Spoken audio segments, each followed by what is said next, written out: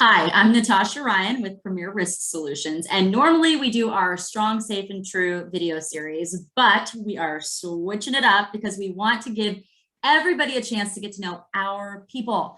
So we have Al here, and I like to think of Al as our people psychologist. Does that work for you, Al? That works for me. Absolutely. All right, so tell the folks at home what you do for and with PRS. Absolutely. Thanks, Natasha. Thanks for having me.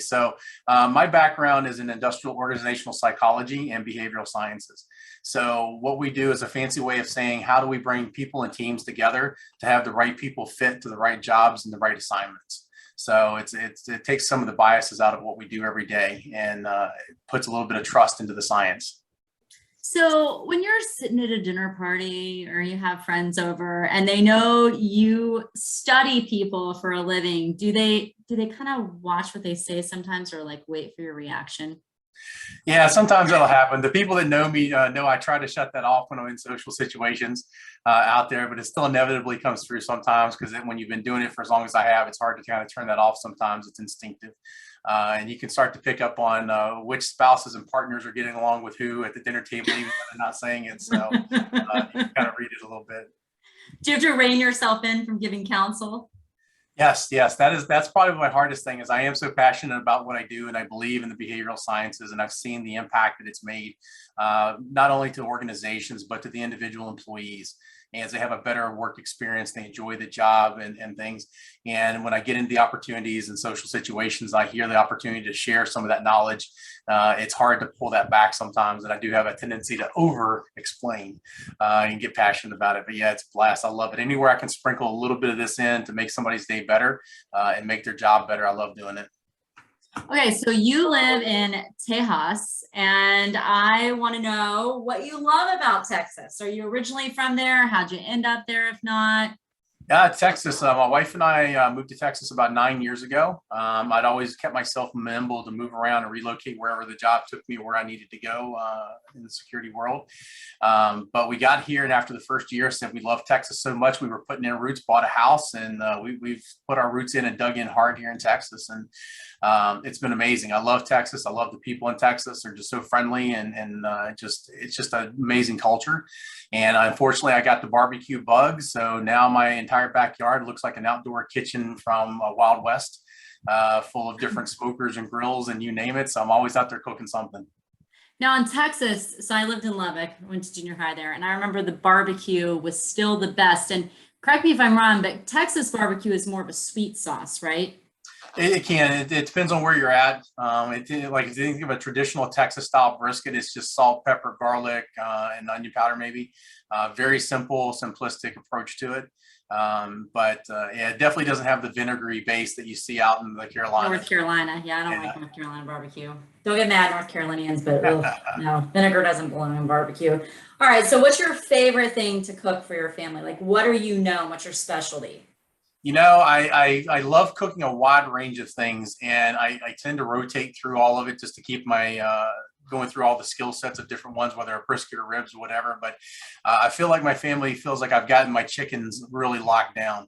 So Chicken. Okay. yeah, all kinds of versions of chicken, whether it's a spatchcock chicken or chicken thighs or cupcake chickens or whatever versions we coming up with. That seems to be the go-to everybody loves. Okay, and speaking about your family, tell me a little bit about your family. My wife and I, we've been together now going on 15 years. So it's been a great marriage. Her, she has made me a better person for sure. And I Good. would not be who I was today without her. That's what we do, us ladies. Absolutely. We also are godparents to a 5-year-old and a 2-year-old that we spend a lot of time with on a daily, weekly basis. So that always keeps us busy as well. Anytime we get a chance to do stuff together, she loves doing road trips. I'm kind of that point A to point B person. She likes to take the long route. So it's always an interesting decision when we decide to go somewhere on a trip. But we do a lot of cruises. So we love doing any cruises. So we're going to start up our first one again in September after all the COVID has happened. So we're looking forward to getting back out there and seeing the world again. What's your favorite place to visit, or what has been your favorite place to visit, I should say? You know, from a cruise, I really love the Grand Cayman Islands. I feel like I could fly there and just spend 2 weeks just there. Yeah. It just was a really amazing trip. You know, we've done a lot of the Mayan temples. We're getting ready to go to one of the things on our bucket list is Monte Picchu. It's going to be going there soon, but we definitely enjoyed doing the temple visits and it's fun to see and all that and how it works. So it's pretty cool. She's happy anywhere there's water and a beach. So yeah, I think that's my recipe too. Aside from Disney, I'm a Disney girl, but I think as I get older, I think I'd rather have the beach and the water. yeah. I tend to like the mountains a little bit more than the beach. The beach is great and the water is great and the scuba diving and all that stuff. But, you know, to get a chance to go up into the mountains and have some fresh mountain springs up there and Yeah. maybe, you know, do a little hunting or something up there or, you know, or go fishing or something like that. That's big appealing to me as well. So kind of a blended family. She likes the beach and I like the mountains. So we got to find the middle somewhere. Luckily in Texas, we do all of it. Yeah, for sure. Now, Al, how did you get into security? So I spent the first part of my career going up through retail, private security, loss prevention, corporate security, and just kind of, you know, maneuvering my career through there. And probably about, God, it's been a little over 10 years ago now. I really had the opportunity to get exposed to some behavioral sciences when I was interviewing somewhere and was just really intrigued by it because so many people in the private security sector and loss prevention really come at it strictly from a criminal justice perspective. Yeah. And there's definitely a lot of value in that. And there's a lot of information and insights that can be valuable there. So, but for me, coming at it from a psychology perspective and a business perspective, we took a different approach. And the successes I've had through my career have been mostly because of taking that psychological approach to dealing with people. And I found most of the successes that I've had or teams that I've been a part of that have turned businesses around or turned around stores or organizations, departments, it's been either because the people weren't selected the right way, or we didn't set them up for success and train them, or we didn't know how to manage them.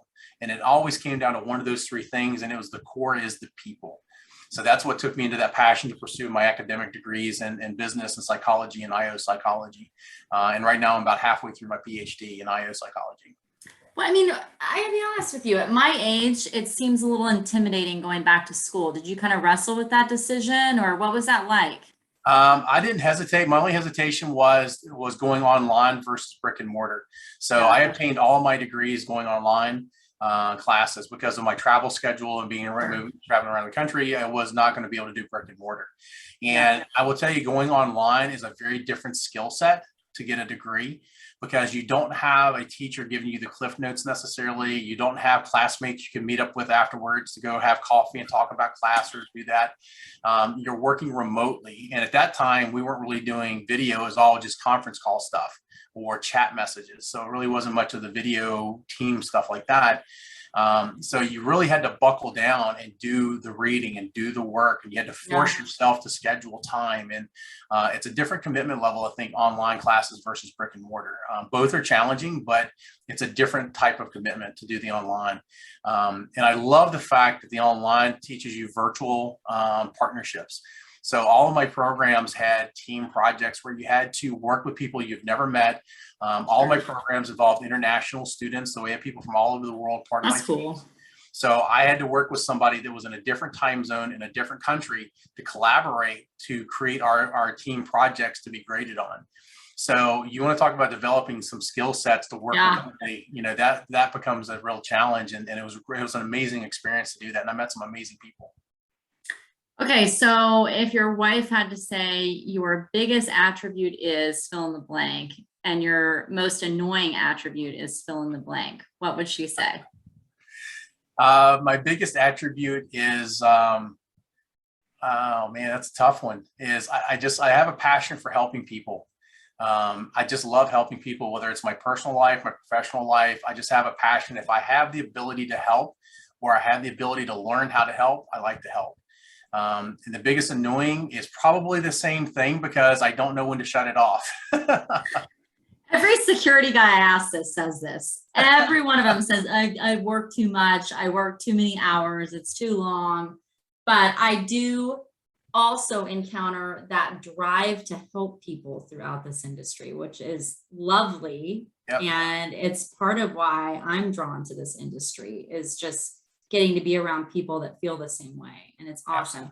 Al, I'm going to let you go. This was great. I Yeah. really appreciate it. Is there anything that people would be surprised to know about you? This is how we'll end it. Oh, wow. Anything to be surprised to know about me? That's a good one. Here's a good one. I was originally a high school dropout and homeless at one point in my life. Well, I'll tell you what, I didn't even know that. So I want to hear more about that story and how you got your life turned around. And I have a feeling that is more of a deep dive. If you want to give us the Cliff Note version, those notes, I'd love to hear it.